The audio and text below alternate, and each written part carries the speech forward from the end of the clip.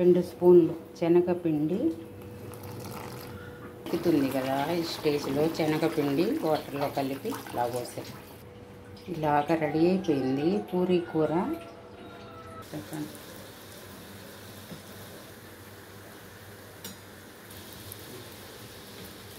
చూసారు కదండి,